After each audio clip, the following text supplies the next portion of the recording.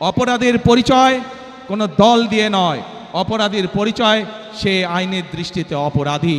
অতীতে প্রমাণ করেছে একমাত্র বিএনপির পক্ষেই সম্ভব সেই বিষয়টিকে নিয়ন্ত্রণ করা, এবং সেটি হলো দুর্নীতি।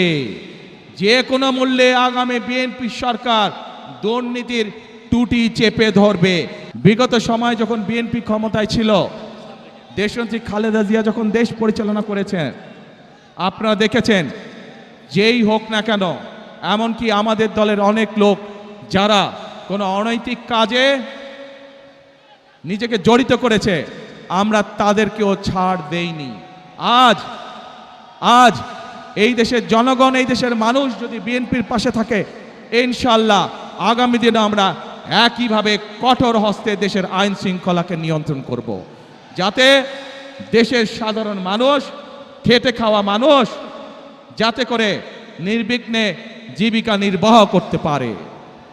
প্রিয় ভাই বোনেরা, আমরা যতই পরিকল্পনা গ্রহণ করি, আরেকটি বিষয় আছে, যদি সেই বিষয়টিকে আমরা নিয়ন্ত্রণ না করি তাহলে আমাদের কোনো পরিকল্পনা সফল হবে না। কি সেটি? সেই বিষয়টাও বিএনপি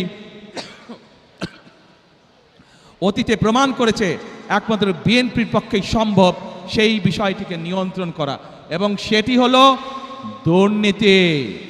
যে কোনো মূল্যে আগামী বিএনপি সরকার দুর্নীতির টুটি চেপে ধরবে।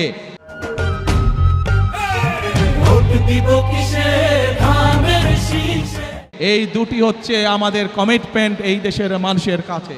কারণ বিএনপি সরকার অতীতেও প্রমাণ করেছে 96 সাল থেকে 2001 সাল পর্যন্ত যেই সরকার ছিল, তারা দুর্নীতিতে দেশকে নিচের দিকে নিয়ে গেছিল।